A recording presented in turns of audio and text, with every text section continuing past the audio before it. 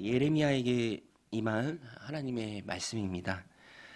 예레미야는 선지자로서 하나님의 말씀을 전하는데 전에도 변하지 않는 이스라엘 백성들 또 유다 백성들을 보면서 마음이 많이 아팠습니다. 특별히 말은 이렇게 하지만 그들의 삶에 있어서는 하나님 섬기는 모습이 없었을 때 모순이죠.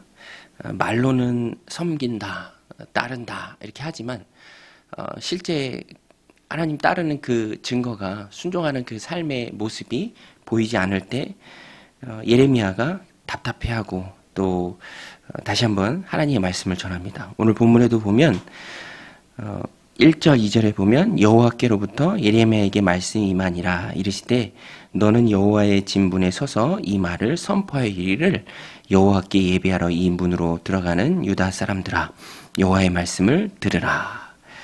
그리고 나오는 것이 길과 행위를 바르게 하라 라는 것입니다. 길과 행위를 바르게 하라. 하나님 앞에 예배할 때 우리가 시간을 정하고 또 다른 일들을 내려놓고 의존적으로 하나님을 예배할 때 그 예배가 하나님 앞에 온전해지기 위해서는 그 예배자의 삶도 중요하다라는 것입니다. 3절에 보면 만군의 여호와 이스라엘의 하나님께서 이와 같이 말씀하시되 너희 길과 행위를 바르게 하라. 그리하면 내가 너희로 이곳에 살게 하리라.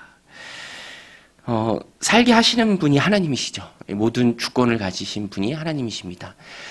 주권자 하나님께서 우리의 예배를 받으실 때 그 삶이 온전히 그 예배를 바쳐주기를 원하십니다. 그래서 이 3절 말씀 보면 저는 눈에 얼른 들어오는 말씀이 그리하면이라는 거예요. 그리하면. 여기도 그렇고 쭉 나옵니다. 조건부죠. 조건부. 하나님께서 원하시는 것이 있고요. 그것들이 충족되기를 원하십니다. 그리고 그것이 우리가 볼 때는요. 조건부예요. 거저 주어지는 것이 아니고 아무나 막 다 가질 수 있는 것이 아니고 조건부입니다. 5절에도 보면 너희가 만일 길과 행위를 참으로 바르게 하여 이웃들 사이에 정의를 행하며 이방인과 고아와 가부를 압제하지 아니하며 무죄한 자의 피를 이곳에 흘리지 아니하며 다른 신들 뒤를 따라 화를 자초하지 아니하면 내가 너희를 이곳에 살게 하리니 곧 너희 조상에게 영원 무궁토록 준 땅이니라. 정의를 행하고 이웃 사이에서 또 압제하지 않고 피를 흘리지 않고 다른 신들의 뒤를 따르지 아니하면 우리가 하나님의 말씀을 볼 때 항상 이것을 기억해야 합니다. 하나님은 우리의 삶을 달아보시고요. 진정한 예배를 받으시길 원하십니다. 그래서 예배하기 위해서 문만 드나드는 것만으로는 부족하고요. 주님이 말씀하시는 것처럼 우리의 삶이 하나님 앞에서 온전해야 합니다. 그 조건을 충족시켜야죠.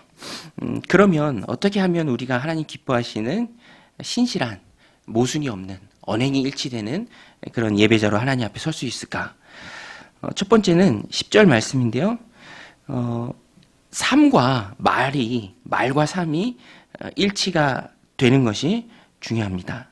10절에 보면 내 이름으로 일컬음을 받는 이 집에 들어와서 내 앞에 서서 말하기를 우리가 구원을 얻었나이다 하느냐. 이는 이 모든 가증한 일을 행하려 함이로다. 내 이름으로 일컬을 받는 이 집이 너희 눈에는 도둑의 소굴로 보이느냐 보라. 나 곧 내가 그것을 보았노라. 여호와의 말씀이니라.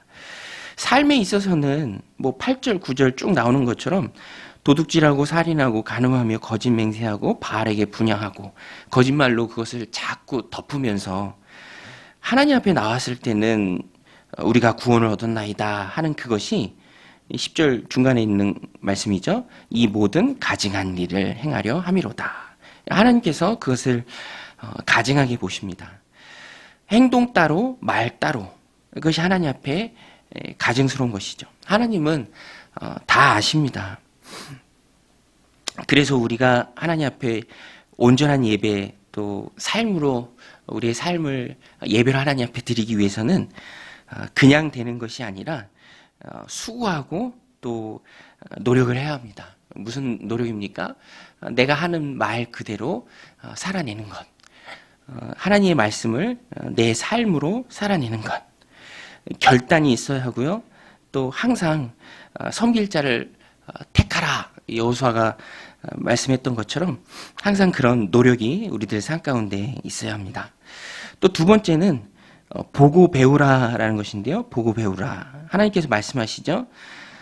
내가 처음으로 가나안 땅에 들어왔을 때 내 이름을 둔 그 처소 실로입니다. 실로가 지금 어떻게 되어 있는지 너희들이 보라.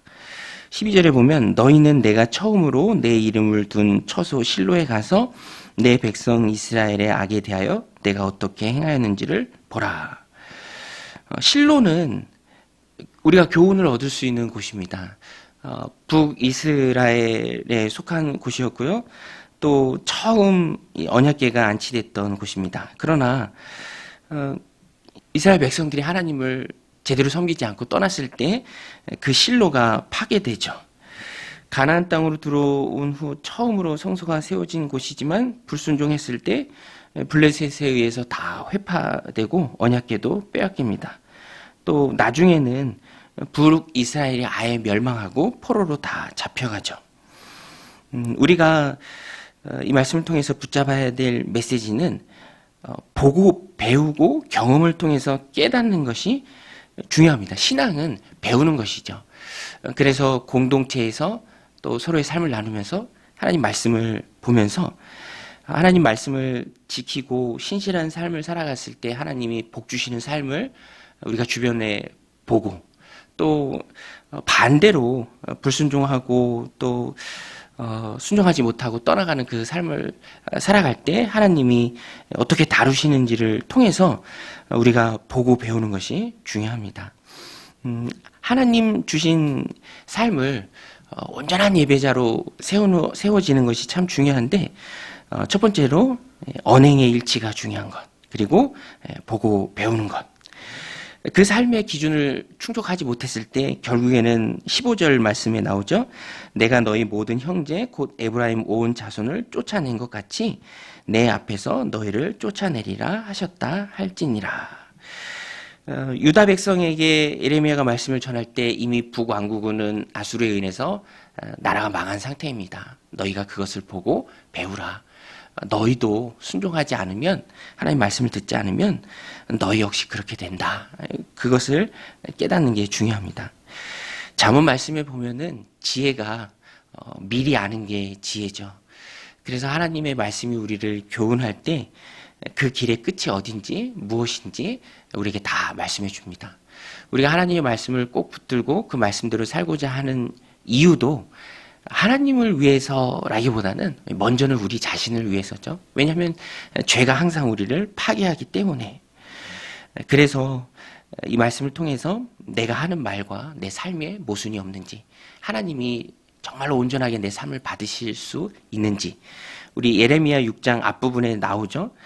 너희가 이리로 가라 하는데 그리로 가지 않고, 파수꾼의 나팔 소리를 들으라 하는데 들으지 않고, 그런데 너희가 멀리 가서 시바에 가서 그 좋은 향품과 유향을 내게 바치는데 그것이 무슨 의미냐? 나는 그것을 달리 받지 않는다.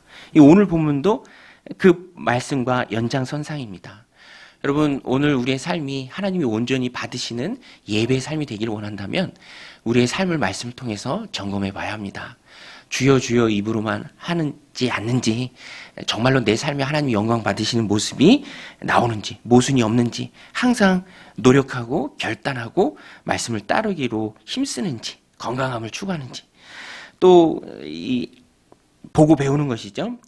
성경에 나오는 일들, 또 공동체 안에서 하나님 기뻐하시는 게 있을 때 축복하는 것, 그렇지 않았을 때 징계를 당하는 것, 보고 깨달아야 합니다. 그것이 역사에서 얻는 가장 큰 교훈이죠. 오늘도 이 말씀 마음에 새기고 하나님 기뻐하시는 언행이 일치되는 온전한 예배자로 하나님 앞에 세워지는 복된 하루가 되시기를 주님의 이름으로 간절히 축원드립니다. 우리 같이